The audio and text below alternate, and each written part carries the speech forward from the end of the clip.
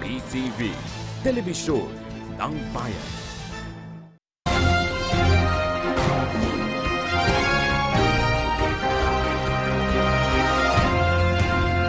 Babies, so it has to be a big house. I have that in my city because I understood the problem.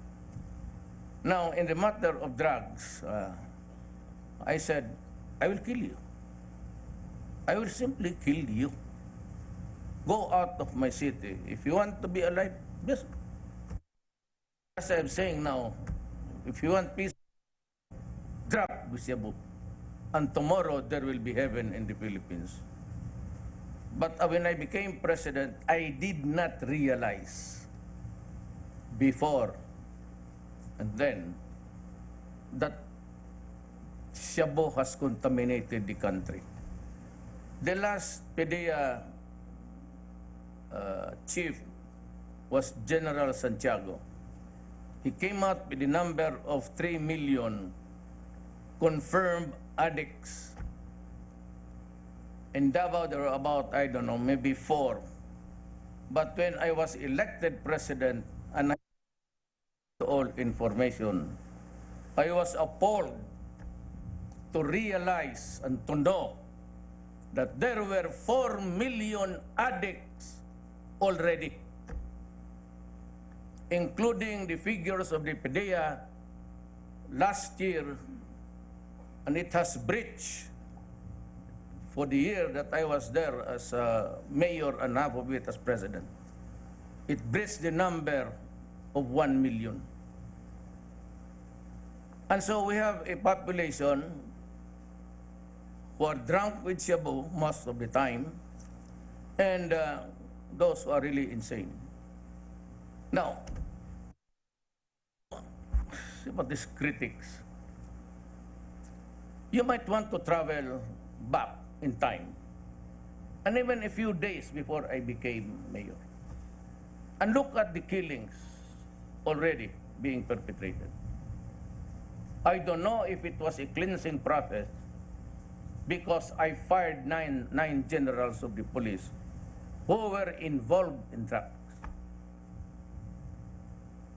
I don't know, because we only started to operate against the drug syndicates 2 months after I assumed presidency.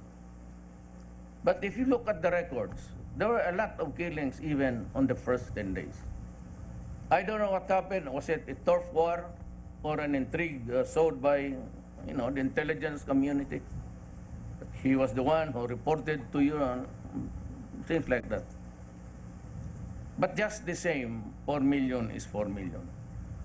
I'd like to play something like those who are really insane now, or who was maybe office rockers. Even if you place it at the conservative estimate of about, liberal, just place it about 8 million. And you read the crimes that were committed before the drug campaign, and look who were the victims. Children, 1-year-old rape, 2 years old, waylaid schoolgirls coming from school, night shift workers, and everybody else. And they were having a hard time killing people, and they were enjoying it. And most of them were committed by the drug addicts. Apparently, in the Philippines, during the previous administration, and this is what I have been trying to pound on the critics, the fear of the law disappeared. Because when you are into drugs, you are not in your right faculties. And you cannot discern what is right and what is wrong. And what is worse is that when he committed the crime, maybe he was not still an insane person. But when the trial comes, over a period of months, maybe arrested after 2-3 months, 4 months, 1 year, he is already reduced to an imbecile. And if I were the defense counsel, at the start of the trial, I would just say, Your Honor, may we have a preliminary inquiry. For what purpose? To determine, Your Honor, if my client is ready to face a trial in court. His mental faculties.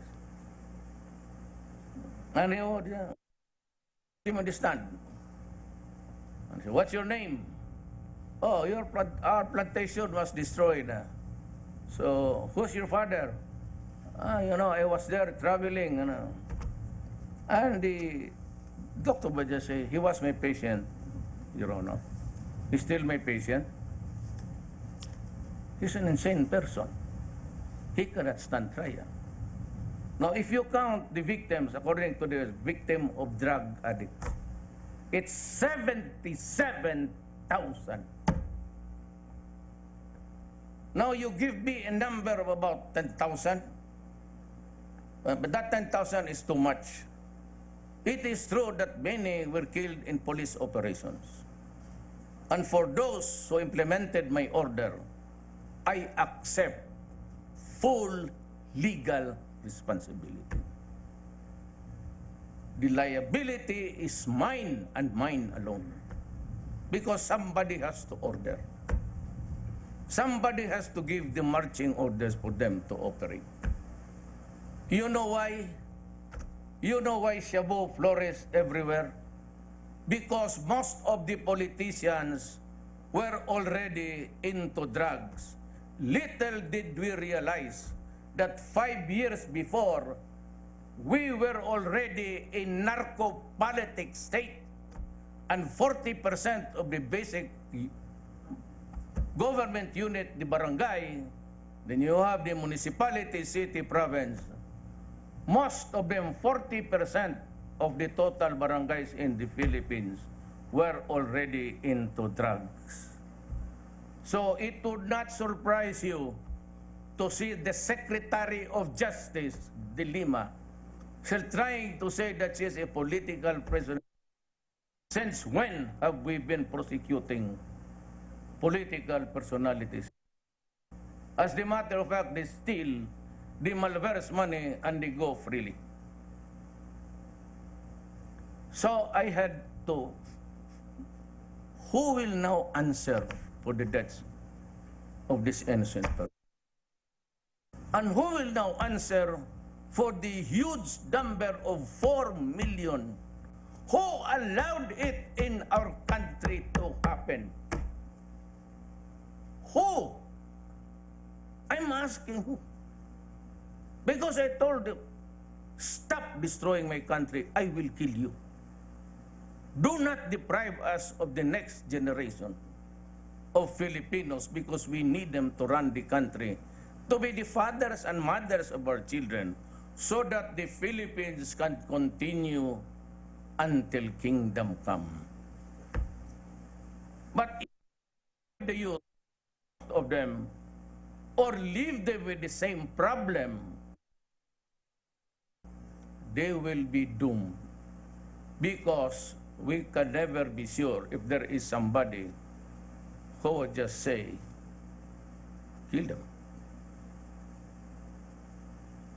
My orders to the police, arrest them if it is possible. Go out and hunt for them. But if you are confronted with a violent resistance, for which many policemen today, if you think that your life is in danger, my God, shoot and shoot them dead before you are killed. And what about extrajudicial killing? You read the newspaper today, you report, I have a briefer, bigay mo sa kanila yung briefer. I lose 3 to 4 policemen and soldiers a day within the Philippines. And in Mindanao, it is fueling the ISIS. The ISIS has already anointed Hapsilon as the IS leader. Parang chapter na. Parang lions, gano'n. You have a chapter there, chapter there. And he is in central Mindanao. And we are just a bombing run. Usually, the jets are not allowed in rebellion cases. Why I authorize them.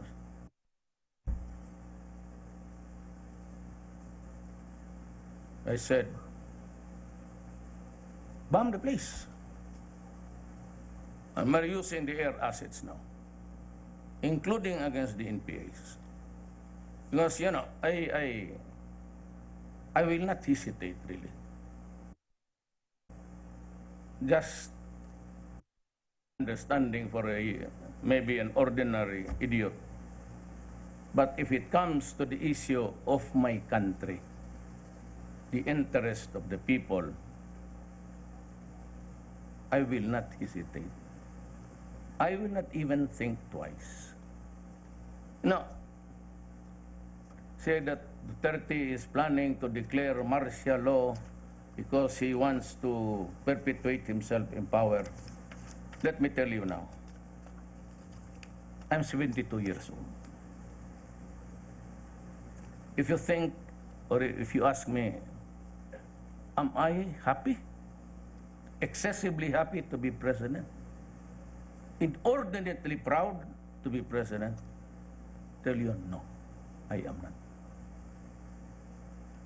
I'll tell you another statement. I do not need the presidency at this time of my life. I've been in the service of government as a prosecutor, as a vice mayor, and the mayor of Davao City for 23 years, and then a congressman and back to mayor. I'm beyond the applause and the shouting Duterte, Duterte. It does not bring any added happiness to me. I'm beyond that. Do not point out to me that, no, there is a martial law provision, he will use it. It is in my oath of office. It says it all. When I say, I promise under oath that I will protect the Filipino people and preserve the nation. It says all. I will do anything to preserve the Filipino. It does not matter what document you'd want to. And I said, if it comes to the interest of my country, so be it. It will be done. So I asked the NPAs where kung may mga, kasi NPA diya. Sige na. Hiyo, pag yun. Kaya, kauban bitaw takis man. Kasi kaharap yung sundalo. O kasama man tayo sa bukid. O siya, you know,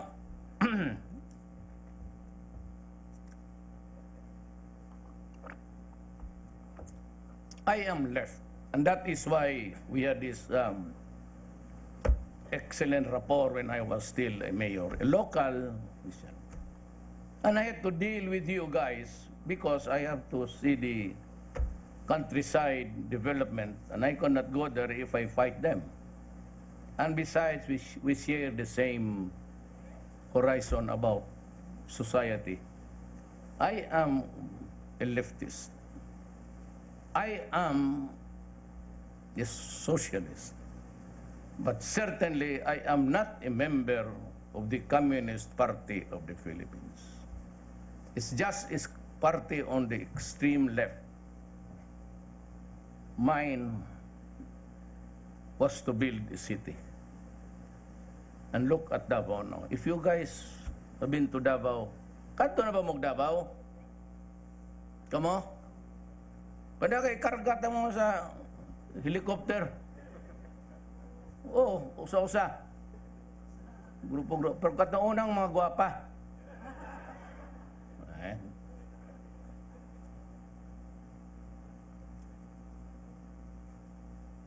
So, you know, hindi tayo nakakaintindihan dito. And they are asking for my indictment before the International Criminal Court. And one of those who began saying it, really America, the State Department. And you know, when I was reviewing the documents, America is not even a member of the International Criminal Court. Why? Because at that time, they were trying to protect President Bush. Because he invaded Iraq on the pretext of the weapons of mass destruction when there was none. If at all it was an extreme negligence, even trying to find out just to determine before you invade a nation. And of course, the other Bush invaded Panama, a sovereign state, captured the president and brought him to America to face trial, and he is detained there for life. Is it not that an incongruity of the State Department and this EU? Why? Yung konsensya ba ng your elders before in the 90s is different from the conscience that you have now when you have the... In 1914 to 1917, the Archduke Ferdinand of the Prussia, known as Prussia, Germany and Austria was before, was one, was assassinated. It led to a war,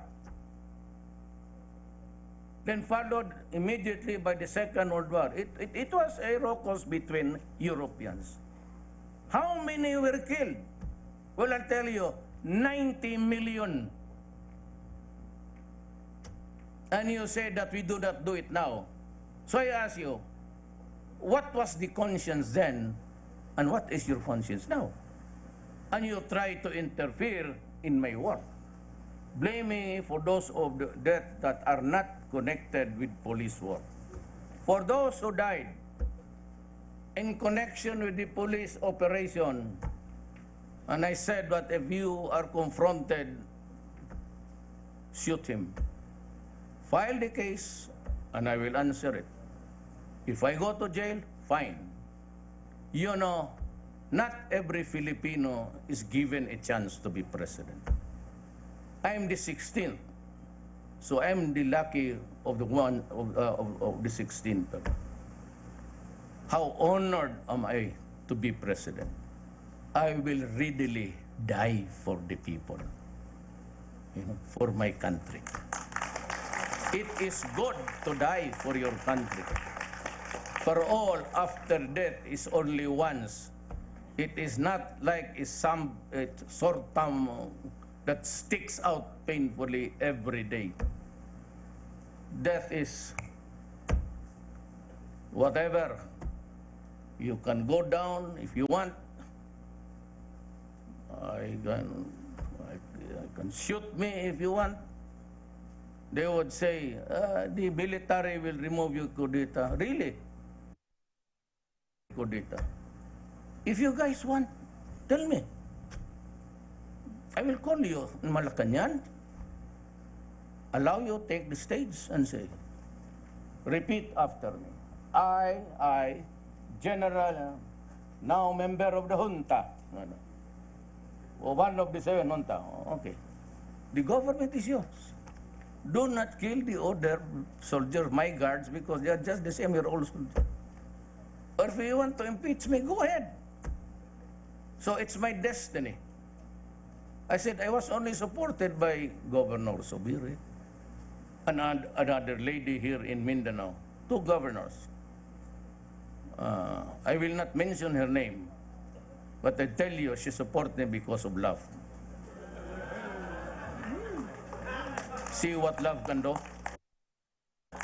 Bumaliktad siya, she supported the party and gave me a resounding 100,000 majority because of love. No money involved. No millions of pesos. So 15 million plus the 6. How did they get the 6 million? I had no party. Our party was local, Cagayan de Oro, PDP, the elder Pimentel, and the Senate President. That was the party. I joined PDP, I had no money, but I carried only simple messages. During the debates, my rivals said, oh, we'll do it, so, well, a lot of infrastructure projects will coming your way, and we'll improve the hospitals. How can you improve a hospital when there is none? And ako, I said, I will promise you, I will stop corruption. And by God, you must stop corruption.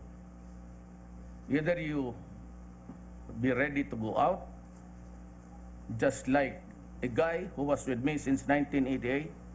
He was part of my team, but when we were already in the government, and I heard that he was suggesting this and that, and I said, you have to go.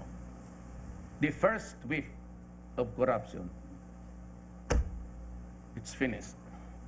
So I have fired 92. I have fired so many customs officials, BIR, the revenue people, and the regulatory boards of LFTRB, the one giving the franchises for public utilities. 90 to all of them this month alone, March. I said, go. And he said, better not, do not fuck the government with its money. Then we cannot understand. Then I promised drugs. I said, I know the scores. I will put to stop. Not now renege